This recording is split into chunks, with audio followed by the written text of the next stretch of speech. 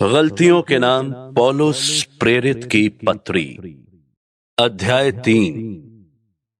हे निर्बुद्धि गलतियों, किसने तुम्हें मोह लिया है?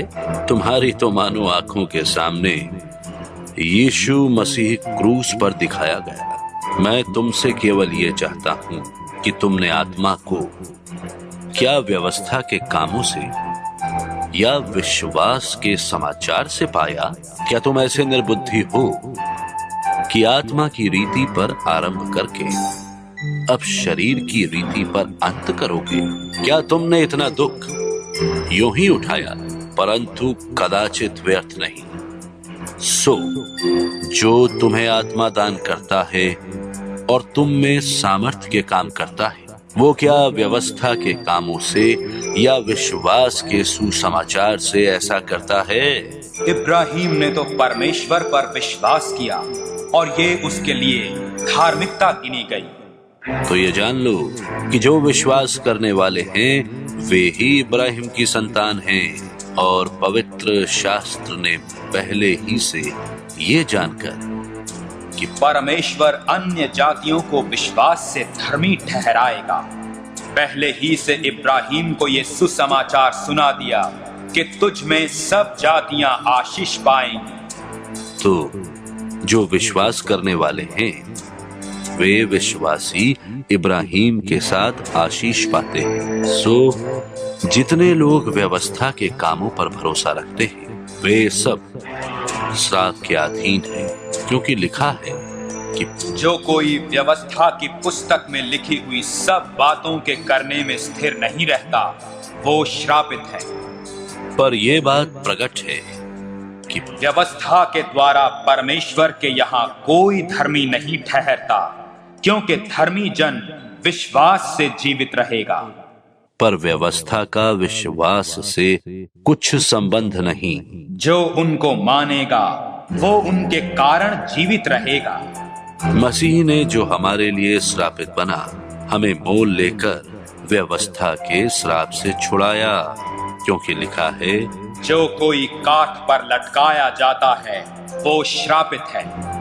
ये इसलिए हुआ कि इब्राहिम की आशीष मसीही यीशु में अन्य जातियों तक पहुंचे और हम विश्वास के द्वारा उस आत्मा को प्राप्त करें जिसकी प्रतिज्ञा हुई है। हे भाइयों, मैं मनुष्य की रीति पर कहता हूं कि मनुष्य की वाचा भी जो पक्की हो जाती है तो ना कोई उसे डालता है और ना उसमें कुछ बढ़ाता है। निदान प्रतिज्ञाएं इब्राहिम को और उसके वंश को दी गई। वो ये नहीं कहता कि वंशों को, जैसे बहुतों के विषय में कहा, पर जैसे एक के विषय में कि तेरे वंश को, और वो मसीह है। पर मैं ये कहता हूं कि जो वाचा परमेश्वर ने पहले से पक्की की थी उसकी व्यवस्था 430 बरस के बाद आकर नहीं टाल देती कि प्रतिज्ञा व्यर्थ ठहरे, क्योंकि यदि मिरास व्यवस्था से मिली है तो फिर प्रतिज्ञा से नहीं, परंतु परमेश्वर ने इब्राहिम को प्रतिज्ञा के द्वारा दे दी है। तब फिर व्यवस्था क्या रही? वो तो अपराधों के कारण बाद में दी गई कि उस वंश के आने तक रहे जिसको प्रतिज्ञा दी गई थी, और वो स्वर्गदूतों के द्वारा एक मध्यस्थ के हाथ ठहराई गई। मध्यस्थ तो एक का नहीं होता, परंतु परमेश्वर एक ही है। तो क्या व्यवस्था परमेश्वर की प्रतिज्ञाओं के विरोध में है?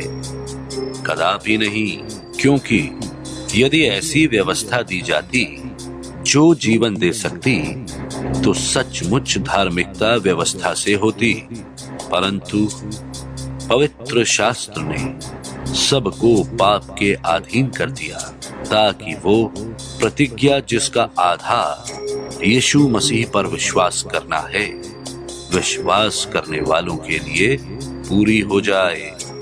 पर विश्वास के आने से पहले व्यवस्था की अधीनता में हमारी रखवाली होती थी, और उस विश्वास के आने तक जो प्रकट होने वाला था हम उसी के बंधन में रहें। इसलिए व्यवस्था मसीही तक पहुंचाने को हमारी शिक्षक हुई है कि हम विश्वास से धर्मी ठहरें। परंतु जब विश्वास आ चुका तो हम अब शिक्षक के अधीन न रहें, क्योंकि तुम सब उस विश्वास करने के द्वारा जो मसीही यीशु पर है परमेश्वर की संतान हो। और तुम में से जितनों ने मसीही में बपतिस्मा लिया है उन्होंने मसीह को पहन लिया है। अब ना कोई यहूदी और ना यूनानी, ना कोई दास ना स्वतंत्र, ना कोई नर ना नारी, क्योंकि तुम सब मसीही यीशु में एक हो। और यदि तुम मसीह के हो तो इब्राहिम के वंश और प्रतिज्ञा के अनुसार वारिस भी हो।